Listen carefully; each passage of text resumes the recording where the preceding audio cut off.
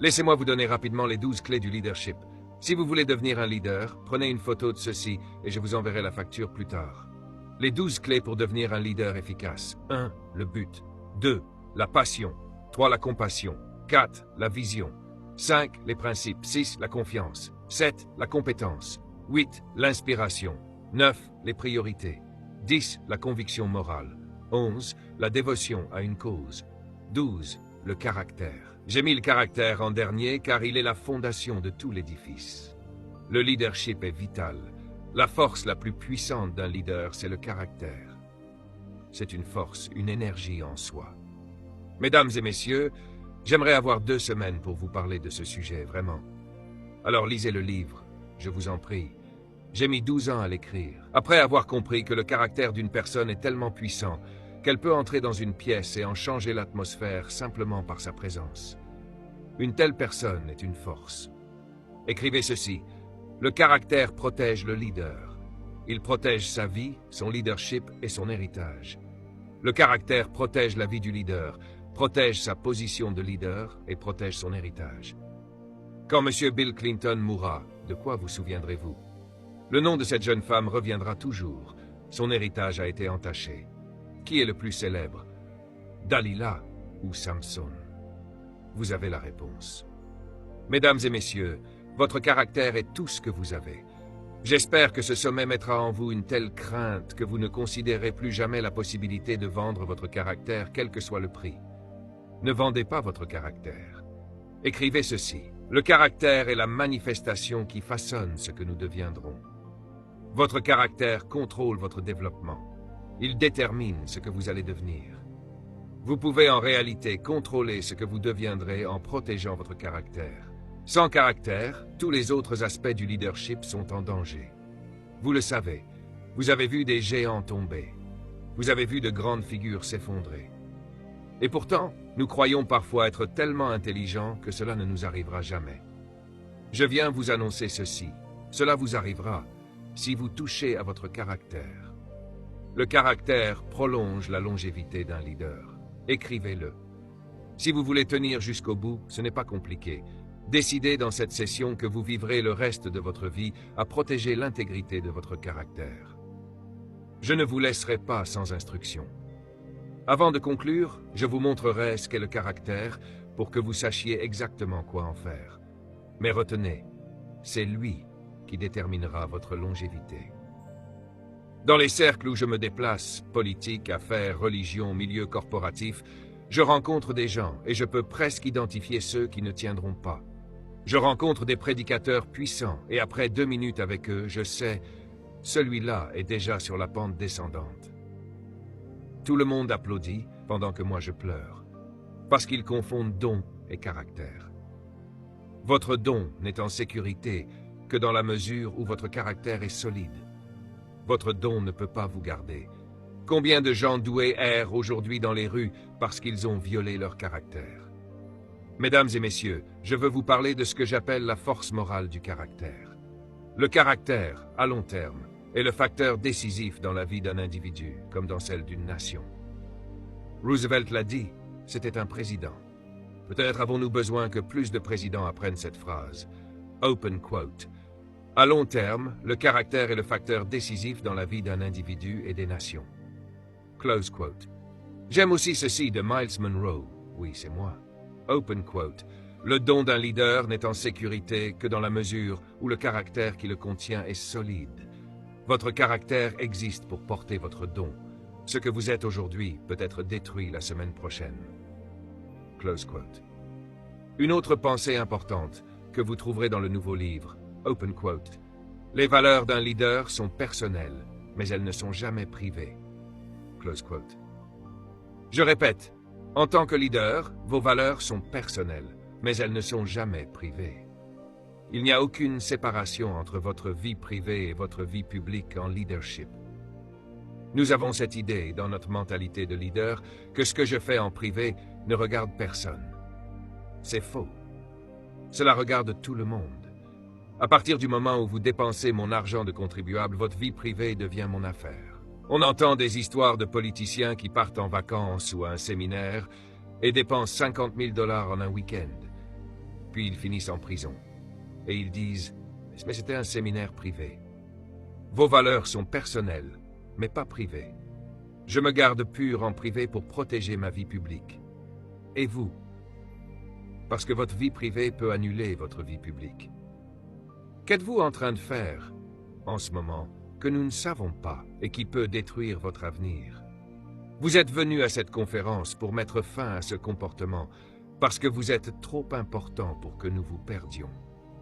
Le don que vous portez est vital et le monde serait appauvri si vos folies privées le détruisaient. J'ai besoin que vous soyez fidèles. J'en ai besoin, parce que vous êtes mon ami. Partout où je vais, je vous porte avec moi. Même dans l'obscurité, je vous porte avec moi, et je me dis, ils me font confiance. Vivez avec la confiance des autres sur votre tête. Le charisme est une chose dangereuse. Écrivez ceci. On devient leader au moment où l'on décide de ne plus sacrifier ses principes sur l'autel de la convenance et du compromis. C'est à ce moment-là qu'un leader naît. Lorsqu'une personne s'empare d'une conviction qu'elle refuse de compromettre ou d'abandonner. Le plus grand leader de tous les temps a dit ces paroles. Que sert-il à un homme de gagner le monde entier s'il perd son âme? Puis il pose cette question. Que donneras-tu en échange de ton âme? Avec tout ce qui t'attend, tu as peut-être encore 20 années de grandeur devant toi. Elles peuvent être annulées en 20 secondes par une mauvaise décision dans le présent.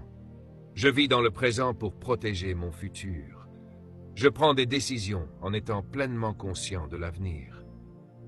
Je dis aux jeunes de notre organisation, dans notre ministère depuis plus de 25 ans, Dieu donne toujours des instructions, et si tu leur obéis, tu es sage. Parce que toutes les lois de Dieu sont données pour t'aider à aimer tes souvenirs. Achète le CD rien que pour cette phrase, parce que tu n'as pas encore saisi ce que je viens de dire. Les lois de Dieu sont données pour protéger tes souvenirs. Dis autrement, avant de prendre une décision, pose-toi cette question simple, open quote. Est-ce que j'aimerais me souvenir de cela? C'est une question difficile. Vous savez, cette femme n'est pas votre femme. Elle vous appelle depuis 5 mois, et vous en êtes arrivé au point où votre faiblesse a pris le dessus sur votre bon sens, et vous êtes sur le point de la rappeler. Et là, l'auditeur, dans votre esprit, vous appelle d'abord sur le téléphone de la vie, et vous pose la question, est-ce que tu aimeras te souvenir de ça? Voyez-vous, il y a des personnes assises juste à côté de vous qui ont des souvenirs qu'elles aimeraient pouvoir effacer. Et ce sont des choses qui se sont passées il y a 15 ans. Si vous vivez droit, vous apprécierez vos souvenirs. J'étais vierge quand j'ai épousé ma femme. Et elle aussi. Pourquoi? Quel merveilleux souvenir. Quel souvenir. Tout le monde n'a pas ce privilège. Beaucoup ont pris de mauvaises décisions. Ne venez pas ajouter de nouvelles décisions stupides à celles que vous regrettez déjà. Merci Dieu pour le pardon. La Bible est un livre intéressant. Elle ne dit jamais que vous allez oublier. Elle dit que Dieu va oublier. Elle ne parle pas de vous. Vous devrez vivre avec. Dieu dit, les décisions insensées que tu prends, tu vas vivre avec leurs souvenirs. Moi, je les effacerai dans l'océan de mon oubli. Mais vous avez votre propre océan. Dites à votre voisin, si tu n'aimeras pas t'en souvenir, ne le fais pas. Répétez-le. Si tu n'aimeras pas te souvenir de ça, ne le fais pas. Regardez-les bien dans les yeux, au cas où ils pensent faire quelque chose la semaine prochaine. Dites-le encore. Si tu n'aimeras pas t'en souvenir, n'y pense même pas. Profitez de vos souvenirs si vous vivez droit. C'est une bonne chose. Je veux maintenant vous donner quelques éléments sur le caractère. Écrivez ceci. Le caractère empêche un leader de blesser ceux qui l'entourent. Répétez-le dans un discours. Le caractère fait quoi? Il empêche un leader de blesser ceux qui l'entourent. Waouh! Quelle vérité! Si Tiger Woods avait seulement pensé « mes décisions personnelles ne concernent que moi », il n'aurait pas blessé des millions de personnes, y compris moi. Bien sûr qu'il m'a blessé. J'étais tellement fier de ce jeune homme. Le caractère consiste à protéger les personnes qui vous font confiance. Numéro 2.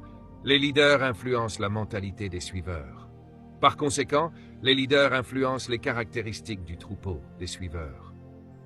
Et le dernier point est le plus important. Les leaders influencent la moralité des suiveurs. Par conséquent, les leaders influencent le destin des suiveurs. Vous pouvez détruire le destin des gens par une défaillance de caractère. Nous devons avoir des leaders qui protègent les gens par leur caractère. Et je suis heureux de parler de cela dans une réunion comme celle-ci, dans un sommet comme celui-ci. Parce que vous êtes entouré de personnes qui croient la même chose, vous avez un système de soutien autour de vous. J'espère que vous reviendrez chaque année en vous disant « Je rejoins mes amis. Nous sommes une nouvelle race de leaders. Nous sommes ceux qui établissent de nouveaux standards. Nous devons trouver des gens qui croient que l'on peut vivre droit et devenir milliardaire. Les leaders influencent le destin des suiveurs. Le plus grand leader qui ait jamais vécu a dit ces mots. Si un aveugle conduit un aveugle, ils tombent tous les deux dans le fossé. Puis-je vous suggérer ceci? Vous allez exactement où va votre leader. Les gens me posent parfois des questions étranges comme « Dr Munro, je sais que mon pasteur ne vit pas droit, mais c'est un homme bien et c'est un bon prédicateur. Que dois-je faire ?» Réponse: quitte cette église. Oui, mais c'est mon évêque, et c'était l'évêque de mon père. Pas étonnant que ton père soit mort comme il est mort. Ne couvrez personne. Si l'aveugle vous conduit, vous allez au même fossé. Il y a des gens avec qui j'ai été associé, je pourrais citer des centaines de noms, et puis j'ai découvert quelque chose sur leur caractère. Je les ai confrontés, je le fais toujours, en privé. Et s'ils refusent de changer, je leur dis « Je ne reviendrai plus jamais ici ».